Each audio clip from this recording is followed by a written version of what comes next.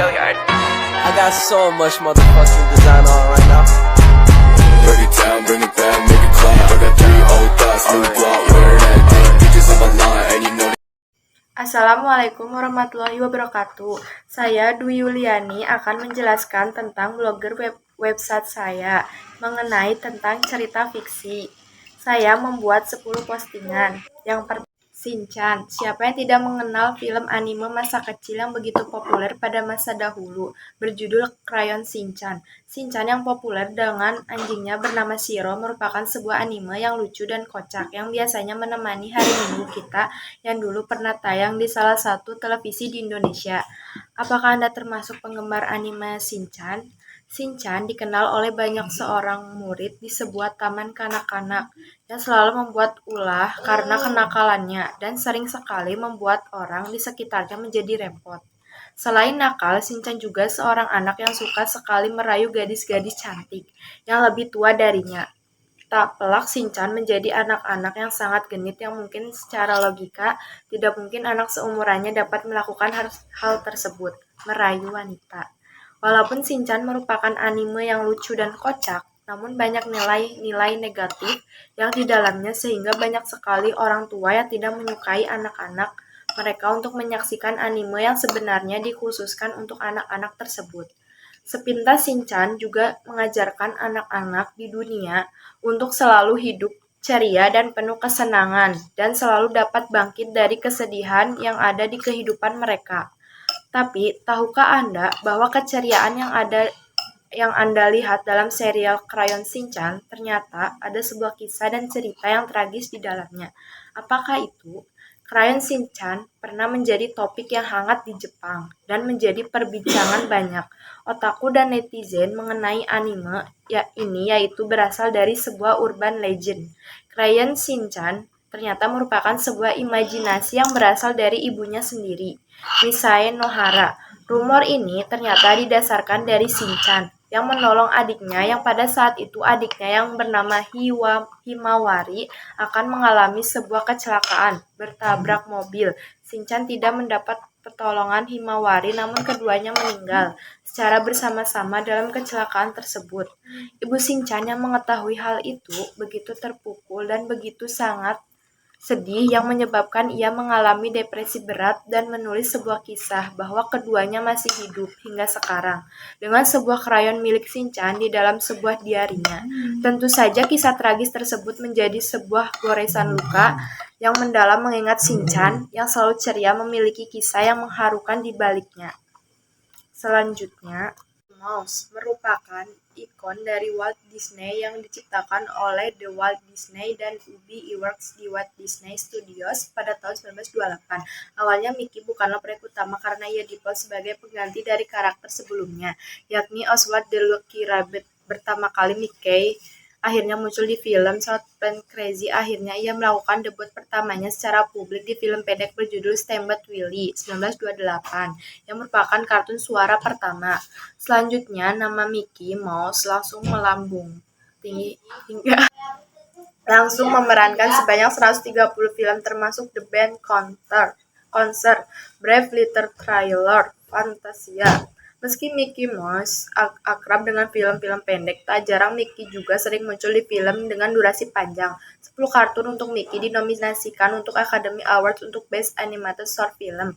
Salah satunya Land a Paw yang memenangkan penghargaan pada tahun 1942. Tak berhenti sampai di situ, di tahun 1978 Mickey menjadi karakter kartun pertama yang memiliki bintang di Hollywood Walk of Fame. Benar-benar legendaris, bukan?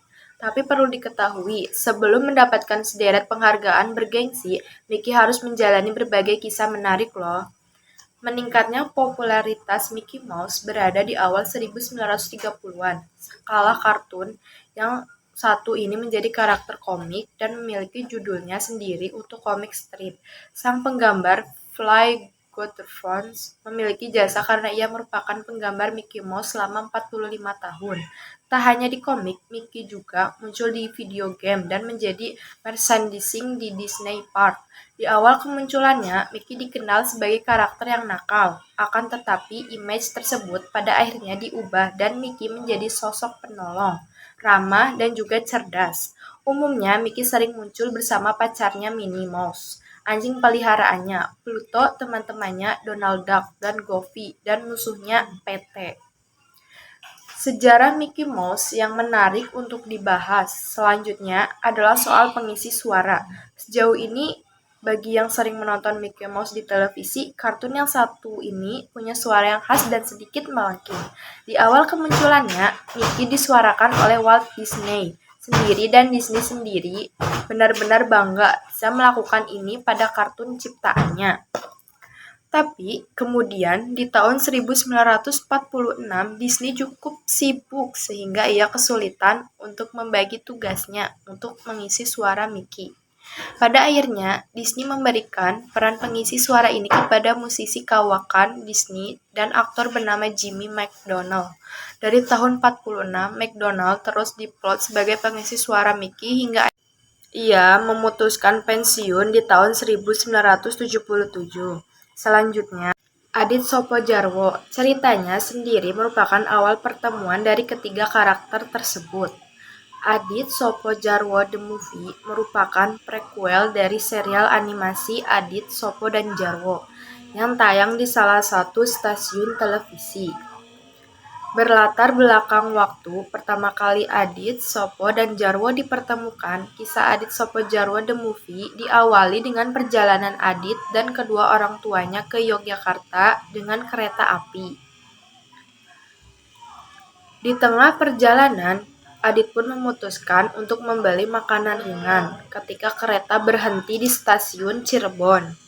Tak disangka, saat Adit bergegas kembali, kereta tersebut rupanya sudah berangkat dan alhasil Adit pun tertinggal seorang diri di stasiun. Jarwo yang merasa iba melihat seorang anak kecil terlantar sendirian di sebuah stasiun, mulai menghampiri anak tersebut. Ini merupakan awal pertemuan Adit mengenal sosok Jarwo, orang asing yang baik hati yang menolongnya dalam pencarian menemukan kedua orang tuanya. Kemudian hadir pula Sopo, seorang porter kereta api yang mencurigai sikap Jarwo, pun ikut menemani perjalanan Adit dan Jarwo. Adit yang masih bersedih mulai merasa lebih tenang dan ia pun menceritakan kejadian yang baru saja dirinya alami. Mendengar cerita tersebut, hati Sopo dan Jarwo semakin tergerak untuk membantu dan menolong Adit agar bisa bertemu kembali dengan ayah dan ibunya. Pertemuan yang tak disangka ini menghasilkan sebuah petualangan yang penuh gelak tawa dan kejadian-kejadian yang unik. Lewat pertemuan inilah ketiganya menjadi semakin akrab dan mengenal satu sama lain lebih dalam. Perbedaan karakter Adit, Sopo, dan Jarwo dalam perjalanan ini dapat menyatukan mereka dan membuktikan hebatnya nilai persahabatan dan sikap saling tolong-menolong. Adit Sopo Jarwo The Movie disutradarai oleh Hanung Bramantyo dan Eki NF Hanung. Mengatakan bisa terlibat dalam film animasi merupakan impiannya sejak lama. Selanjutnya, film kartun Little Krishna. Little Krishna adalah seri animasi mitologi Hindu dengan tema kehidupan Narayana atau Krishna yang merupakan kreasi antara Big Animation. Krishna adalah hiburan dari kepribadian agung ketuhanan Batara Krishna. Cerita-cerita berputar di sekitar Little Krishna, tanah Vrindavan, dan kehidupan penduduk desa di sana. Little Krishna adalah karakter nakal, tetapi dicintai dan selalu membantu teman-temannya dan masyarakat desa. Saat ini ada 13 episode di seri. Setiap episode sekitar 23 menit. Memberikan hiburan memikat, menampilkan sebuah penggabungan dari keduanya, kejenakan humor ringan di Krishna serta penghebatan sebagai prajurit, menggunakan cerita tradisional petualangan anak Kresna sebagai dasar bagi moral inspirasi hiburan anak-anak. Berdasarkan kisah lelucon paling dicintai dari Little Krishna, seri merupakan hasil dari 7 tahun riset dengan 2,5 tahun kerja produksi oleh Deliance Animation. Ditulis oleh pemenang Emmy Award Jeffrey Scott dan diteliti oleh India Heritage Foundation. Serial ini memiliki gaya visual yang menggabungkan desain motif India dengan gaya klasik.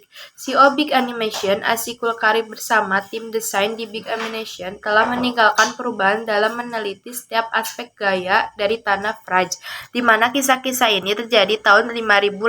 Latar belakang seni arah tombol warna dan semua elemen lain yang diteliti secara menyeluruh. Rincian atas tiap referensi mungkin menggambarkan. Akhirnya memutuskan yang akan sesuai dengan format kontemporer. Seri telah diciptakan terutama dalam bahasa Inggris, tetapi juga telah dikenal dalam beberapa bahasa India lainnya, termasuk bahasa Hindi, walaupun terutama ditujukan pada kelompok umur 7-9 tahun, dan untuk pasar global pada itu, di seluruh seri akan menjadi penghibur keluarga. Di bawah kepemimpinan Praful Gate, yang rajin mengawinkan ekonomi dengan kreativitas, dan Ravi Mahapatro yang bertanggung jawab untuk mengelola operasi sehari-hari. Seri ini ditulis oleh pemenang Emmy Award Jeffrey Scott. Sebuah tim dari 280 seniman telah bekerja pada proyek ini yang sedang diarahkan oleh tim tech Vincent Edwards yang sebelumnya bekerja di Spider-Man, TV seri, dan R. Balasubrahman, sedang musiknya telah diberikan oleh Farah Prasad. Serial ini akan membahas banyak cerita yang sangat menarik di luar yang dikenal dari kehidupan Krishna, orang yang belum pernah disajikan kepada penonton, sehingga memastikan konten yang benar-benar superior dan eksklusif. Dan selanjutnya, Doraemon. Doraemon adalah robot masa depan yang diceritakan berasal dari abad 21 kembali ke masa lalu untuk menolong Nobita. Nobita adalah anak berkarakter kikuk, pemalas, dan selalu dimarahi orang tua, guru, bahkan teman-temannya. Oleh karena itu, Doraemon dikirim oleh keturunan Nobita di masa depan agar nasibnya berubah. Doraemon di dunia tidak bisa dipandang remeh. Serial komiknya diterbitkan ke dalam 9 bahasa di 10 negara, termasuk Korea Selatan, Cina, Thailand, Spanyol, dan Vietnam. Seperti diketahui, keunggulan Doraemon adalah kantong ajaib di perutnya, seolah tidak ada habisnya. Ternyata Doraemon punya lebih dari 1.800 alat ajaib berbeda yang ditampilkan di setiap episodenya, termasuk yang paling terkenal adalah baling-baling bambu, pintu kemana saja, dan mesin waktu. Alat-alat ini banyak diimpikan anak-anak dan berharap seandainya saja alat itu ada di dunia nyata. Uniknya, alat Doraemon ini juga membuat para peneliti dan ahli robotika terinspirasi untuk membuat alat yang dikeluarkan robot penyuka kue dorayaki itu. Meskipun Doraemon sebagai robot adalah mesin yang kompleks, dia ramah terhadap manusia, dan fakta bahwa alatnya sering gagal membuatnya terlihat seperti manusia. Doraemon dan alatnya menggambarkan hubungan yang erat antara manusia dan sains, kata seorang peneliti. Sekian dari saya, mohon maaf apabila ada kesalahan. Wassalamualaikum warahmatullahi wabarakatuh. Bring it back, make it clap. I got 3 old thoughts, new block,